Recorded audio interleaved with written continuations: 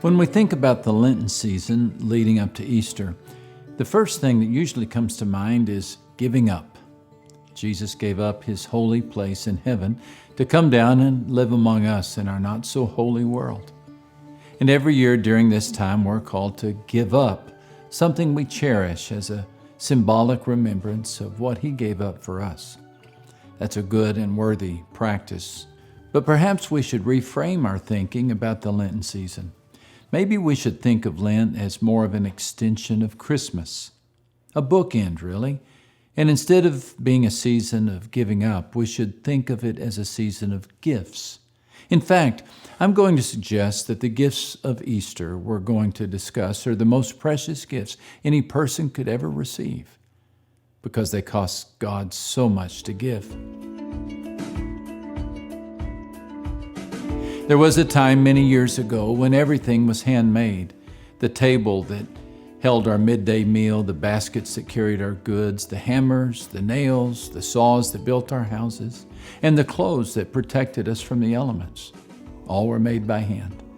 Men and women worked for years at their craft, perfecting their techniques and skills and artistry until they were called master craftsmen or artisans. Today, most of the things we take for granted are mass-produced by machines, churning out thousands of identical pairs of jeans, coffee mugs, and automobiles. But in small pockets of artistic resistance all over the world, the traditions of craftsmen and artisans still flourish in the shops of weavers and blacksmiths and carpenters, metalworkers, and potters. Today, their work is mostly sold as gifts in small boutique stores. But what beautiful and significant gifts they are, made out of love and passion for the art of crafting by hand, made at a cost to the artist, of time and effort, pain and persistence, and loved by the one who receives the gift as something unique and valuable, precious. Because when you get one of these handmade objects as a gift, you not only receive the physical piece of work, but also you get a piece of the heart and soul of the artist who gave so much of themselves to create it.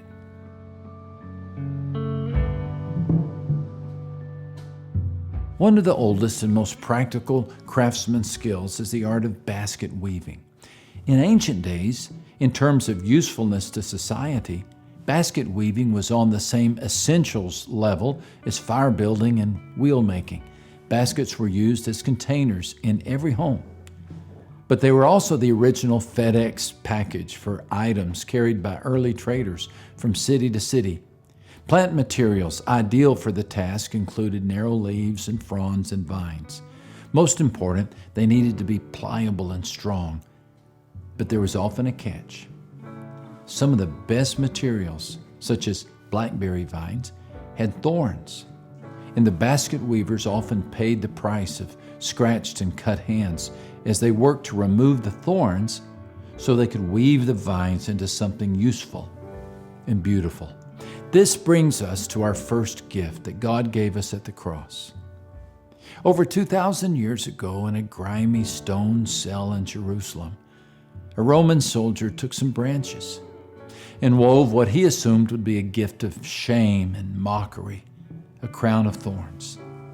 Little did he know he was actually creating one of the greatest gifts of all, custom made just for us.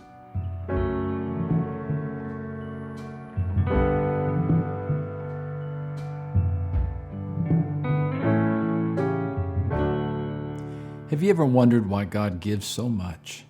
We could exist on less. He could have left the world flat and gray. We wouldn't have known the difference. But instead, he splashed orange in the sunrise and blue in the sky. He made the birds sing. He gave the flowers their fragrance. He gave food its taste. God's gifts shed light on his good and generous heart. But his greatest gift of all, his greatest act of love for us, was in sending Jesus into our world. Just think for a moment how amazing this gift was and what God had to give up to make it happen. In that instant, when Jesus was born, God swapped eternity for calendars. We may search out the moment the first wave slapped on a shore, or the first star burst in the sky, but we'll never find the first moment when God was God.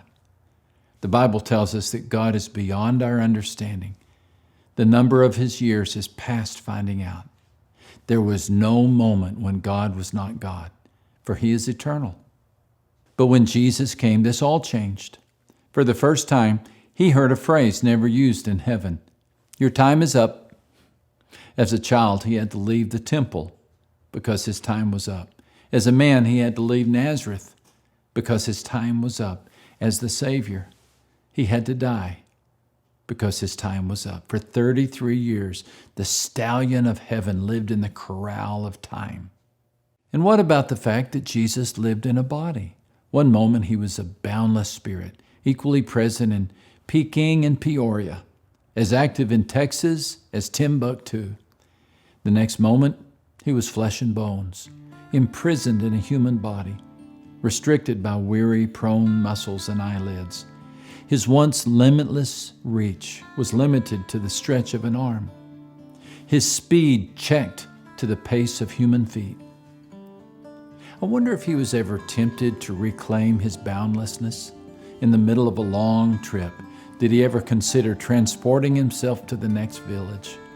When rain chilled his bones, was he tempted to change the weather? When the heat parched his lips, did he give thought to popping over to the Caribbean for some refreshment? If he ever entertained such thoughts, he never gave in to them. Not once did Christ use his supernatural powers for personal comfort. Remarkable.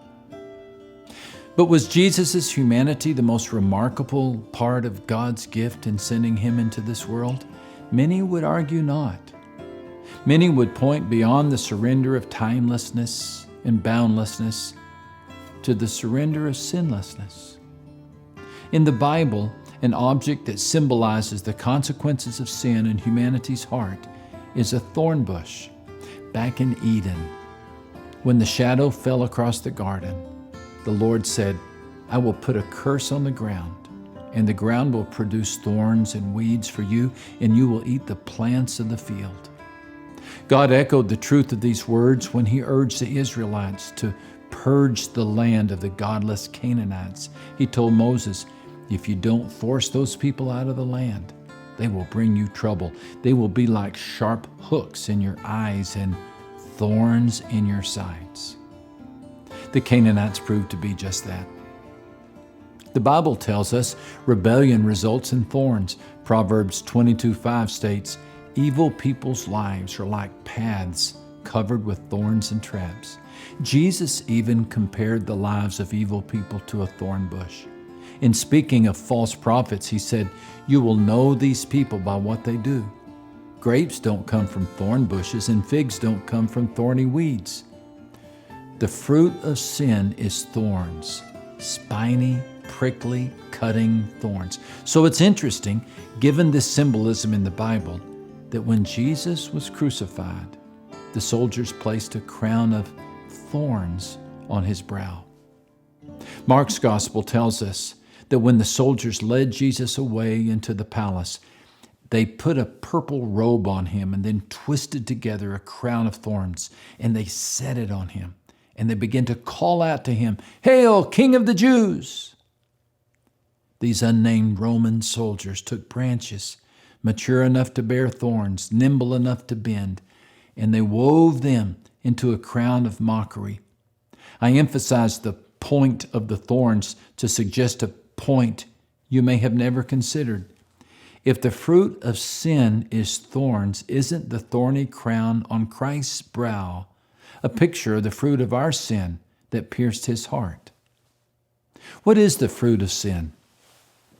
Well, step into the briar patch of humanity and feel a few thistles of our beastly nature: shame and fear and disgrace and discouragement, anxiety. Haven't we hidden away in the shadow of these brambles? The heart of Jesus, however, had not. As John tells us, God is light. In him there is no darkness at all. Jesus had never been cut by the thorns of sin. What you and I face daily, he never do. Anxiety, he never worried. Guilt, he was never guilty. Fear, He never left the presence of God. Jesus never knew the fruits of sin until he became sin for us. When, as Paul would say, God made him who had no sin to be sin for us, so that in him we might become the righteousness of God. There's a classic children's fairy tale you probably know called The Beauty and the Beast that illustrates what Jesus did for us. Once upon a time, as the story goes, a handsome prince lived in a pleasant palace. But then the shadow of a curse fell on the castle of the prince because a shadow had fallen on his heart. And when the darkness fell, the prince hid away from sight. Secluded in his castle, the prince was left with a glistening snout and curly tusks and a bad mood. He looked like a beast and he acted like one. But all that changed when a girl came. She was, well, a beauty, stunningly gorgeous, contagiously kind. If ever two people lived up to their names, it was Beauty and the Beast. I wonder what would have happened to the Beast if the Beauty hadn't appeared. Better yet, what would have happened if she hadn't cared? And who would have blamed her if she hadn't? He was such a beast, hairy and drooling and roaring, defying, but she did care. And because the Beauty loved the Beast became more beautiful himself. Now, all of us can relate to the Beast. There's something bad, something beastly within each of us. It wasn't always so. There was a time when humanity's face was beautiful and the palace pleasant. But that was before the shadow of the curse fell across the garden, before the shadow fell across the heart of Adam. Ever since the curse, we've been different. Beastly, ugly, defiant, angry. We do things we know we shouldn't do and wonder why we did them. Paul tells us that we are by nature children of wrath. It's not that we can't do good, it's just that we can't keep from doing bad. In theological terms, we are totally depraved.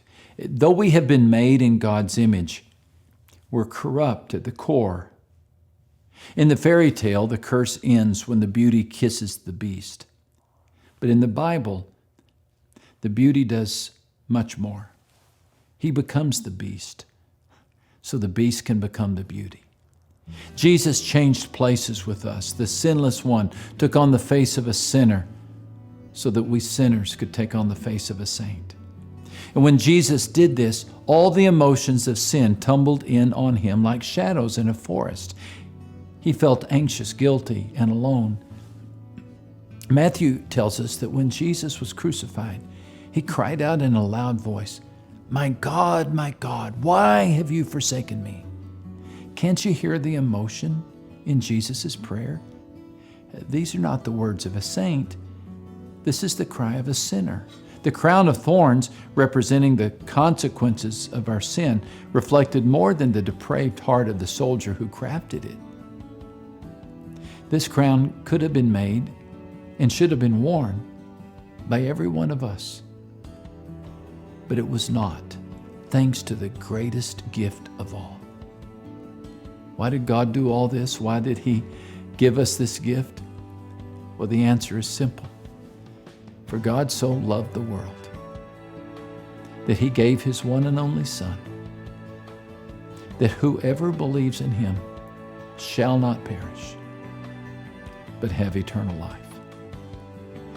God did it for us, just for us, because He loves us.